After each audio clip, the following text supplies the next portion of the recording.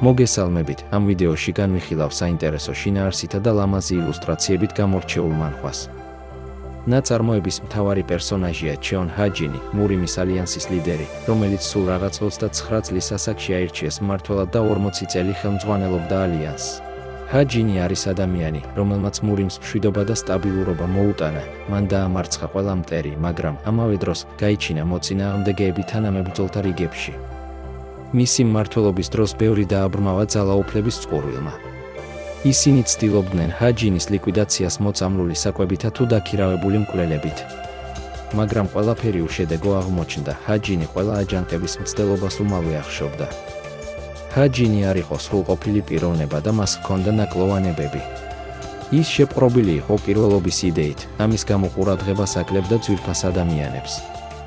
საბოლოოდ, როდესაც მოინდომა დაკარგული დროის კომპენსირება და ყურადღების გამოჩენა დედის მიმართ, რომელმაც მარტომ გაზარდა, ეს უკვე გვიანი იყო. ის მის გვერდით აღარ იყო. ალიანსის ლიდერი იმდენად იყო შეპყრობილი საბრძოლო ხელოვნებით, რომ მას ასევე არ მიეცა შესაძლებლობა შეექმნა ოჯახი.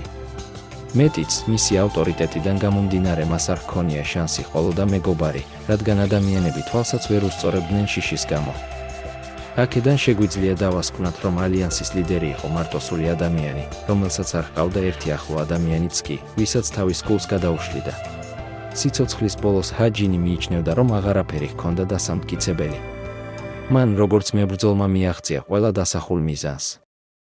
საბედისწერო დღეს იდუმალის ნეულებით დაავადებული ალიანსის ლიდერი მოულოდნელად კვდება.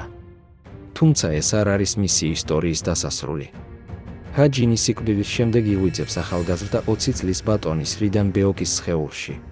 ბუნებრივია, ჰაჯინი არ უჯერებს საკუთარ თვალებს და სიზმარი ჰგონია, რაც მის გარშემო ხდება, თუმცა გარკვეული დროის გასვლის შემდეგ საბოლოოდ იძულებულია შეეგუოს მოცემულობას, რომ მისი სული ახალგაზრდა ბატონის სხეულში ჩასახლდა.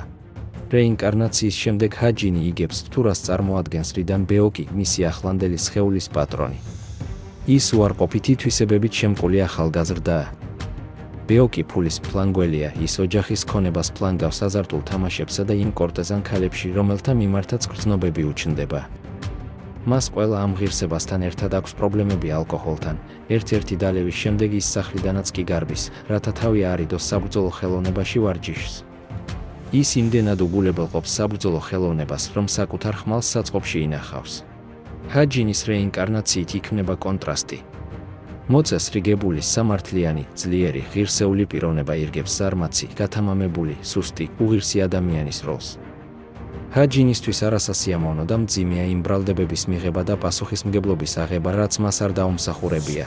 სწორედ ამ ასპექტში არის ეს მანხვა საინტერესო, თუ როგორ ახერხებს ჰაჯინი ღირსეულად თავის დაჭერას, სიმშვიდის შენარჩუნებასა და გამოსავლის პოვნას იმ სიტუაციებში, რომლებიც გამოწვეულია ბეოკის შეცდომებით.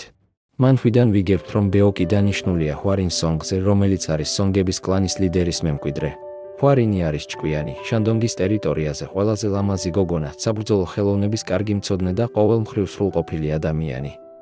მაგრამ მისი საბედისწერო ნაკლი არის ის, რომ ბეოკზეა დანიშნული. ერთ დღესაც ბეოკების ოჯახთან სტუმრობისას, ჰვარინი განაცხადებს, რომ სურს ახალგაზრდა ბატონ ბეოკთან ნიშნობის გაუქმება. ამ დროს ჰვარინის მოტივაციაა, რომ თავად აირჩიოს ის ადამიანი, ვისაც ბედს დაუკავშირებს.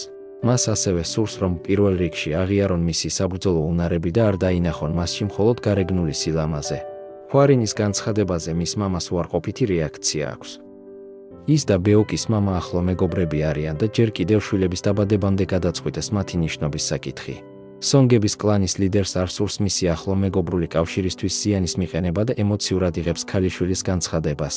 რეალურად კი ძნელია გააკრიტიკო ჰვარინის გადაწყვეტილება, რადგან ამ ეტაპამდე ბეოკის ქმედებები და მისი პიროვნება არ არის მიმზიდველი და არ იწვევს სიმპათიას არათუ საპირისპირო სქესის წარმომადგენელში, არამედ ნეიტრალური დამკვირვებლის თვალშიც.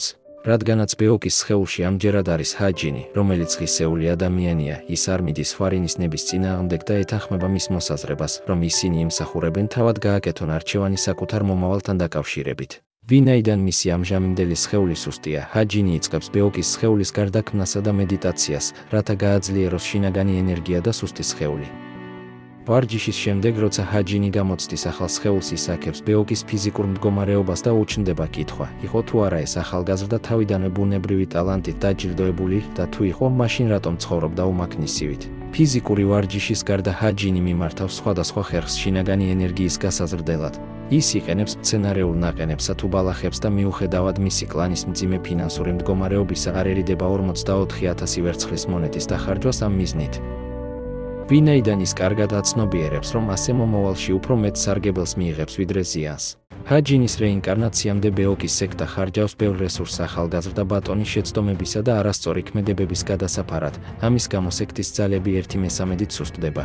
თუ კი ბეოკების კლანი ოდესღაც რეგიონში ნომერ პირველი ძალა იყო, ახლა ისინი შანდონგის 10 საუკეთესო სექტაშიც კი აღარ შედიან. ისინი სესხულობენ ფულს, 20,000 ვერცხლის მონეტას, იანგის სექტისგან და უჭირთ ამ ვალის გადახდა. იანგის სექტის ლიდერის თავხედიშვილი, რომელიც უღირსი ადამიანია, თავს აძლევს უფლებას ზემოდან უყურებდეს ბეოკების კლანს და ერთ-ერთი სტუმრობის დროს შეურაცხყოფს ბეოკის მოსამსახურეებს, რის საპასუხოდაც ჰაჯინი მყისიერად ახდენს რეაგირებას. მისი ეს ქმედება გაკვირვებას იწვევს გარშემოყოფებში, რადგან ახალგაზრდა ბატონი არასდროს გამოირჩეოდა გულისხმიერებით მოსამსახურეების მიმართ. იანგის სექტის ლიდერი, რომელსაც დიდად არ ადარდებს საკუთარი შვილი, მიუხედავად ამისა, მის ასეთ მდგომარეობაში ჩაგდებას იღებს პირადი ავტორიტეტის შელახვის მცდელობად, რის საპასუხოდაც ის უხმობს დაქირავებულ მკვლელებს ბეოკის სექტის გასანადგურებლად. ჰაჯინი არ ელოდება მოვლენათა განვითარებას, თავს ესხმის იანგის სექტის ლიდერს და კლავს როგორც მას, ასევე მის შვილს. ამ ქმედებით ჰაჯინი ახერხებს გამოასწოროს ბეოკის შეცდომა და ოჯახს შეუმსუბუქოს მისი შეცდომებით გამოწვეული მძიმე ყოფა. იანგის კლანის ლიდერი და მისი შვილი არიან იმ კატეგორიის უარყოფითი პერსონაჟები, რომელთა მოშორებაც იწვევს მკითხველში კმაყოფილების შეგრძნებასა და სამართლიანობის აღდგენის განცდას. რეინკარნაციის შემდეგ ჰაჯინის ცხოვრება ახალ სხეულში წყნარად გაგრძელდა, მაგრამ მურიმის ალიანსის ბედი, რომელსაც ის წლების განმავლობაში ეფექტურად მართავდა, ჩავარდა ცბიერი ადამიანების ხელში. მათ, ვინც სიცოცხლეში ერთგულებას ეფიცებოდნენ ჰაჯინს, მისი ნამდვილი ერთგული ქვეშევრდომების უკითხავად დააყენეს ალიანსის ახალი ლიდერის კანდიდატურა. ამან კი ჰაჯინის მრჩეველს გალსარიანგს გაუჩინა საფუძვლიანი ეჭვი, რომ შესაძლოა ეს ყველაფერი დიდი ხანი იგეგმებოდა. სავარაუდოდ ალიანსის ლიდერი მოწამლეს და ბუნებრივი სიკვდილით არ მომკვდარა. მანხვაში არ არის სიცხადე იმასთან დაკავშირებით, თუ როგორ მოკვდა ჰაჯინი, მისი სიკვდილის მიზეზი ბუნდოვანია, მაგრამ არსებობს ისეთი მინიშნებები, როგორიც თუნდაც გალსარიანგის ვარაუდია, რომ ის მოკლეს და ეს დამატებით ინტრიგას ხმატებს ნაწარმოებს. ჰაჯინი იყო ხელშეუხებელი პიროვნება და წარმოუდგენელია, თუ რას შეეძლო მისი შეჩერება. ჰაჯინის მიერ გაწეული დიდი ძალისხმევის მიუხედავად, მისმა აშენებულმა სამყარომ დაიწყო რღვევა. მან ძალით დაამყარა მშვიდობა და ამიტომაც მის თვალწინ ყველა ფარავდა საკუთარ მტაცებლურ ბუნებას. მისი სიკვდილის შემდეგ ქვეყნის რეგიონებში დაიწყეს გაერთიანებების ფორმირება და საკუთარი წინამძღოლების არჩევა. ასეთი გაერთიანებების ფორმირება სასტიკად აკრძალული ჰქონდა ჰაჯინს, რადგან თუ კი საკმარისად ძლიერი ცენტრი შეიქმნებოდა რომელიმე რეგიონში, ეს გამოიწვევდა ქაოსს. სწორედ ამ ქაოსის პრევენციას ცდილობდა ალიანსის ლიდერი. ჰაჯინმა ვერ შეძლო სამომავლო დაპირისპირების რისკების სრულად დაზღვევა მაშინ, როცა უდიდეს ძალაუფლებასა და ავტორიტეტს ფლობდა. საინტერესოა, რას გახდება ამჯერად იგი ახალგაზრდა და ბევრისთვის არაფრის მთქმელი რიდან ბეოკის სხეულში. თუ მოგეწონათ ვიდეო, გამოიწერეთ არხი, დაალაიქეთ და აუცილებლად წაიკითხეთ ეს მანხვა.